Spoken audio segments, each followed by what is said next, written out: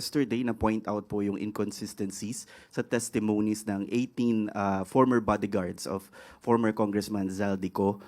Isa po doon yung pagkawala ng pangalan ni Senator Loren Legarda doon sa listahan dahil daw po nagkamali, and even before yung previous hearing na point out yung mga dates and yung kay Congressman De Lima na hindi pa po siya kongresista. Sa ganito pong klaseng mga nakikitang inconsistencies, how does Malacanang characterize ito pong revelation ng 18 former bodyguards? Basura. Total, sabi naman nila, sila ay naghahakot ng basura. So, itong mga klase ng mga statements na to, na pinuna rin na bakit ang abogado nagsasalita at hindi yung 18 kargador or 18 maleta boys.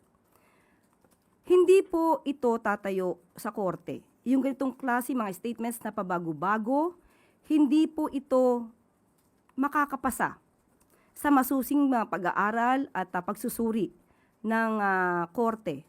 So, dito pa lamang po makikita na natin kung ano-anong klase ang mga kwento nila para makapanira lamang.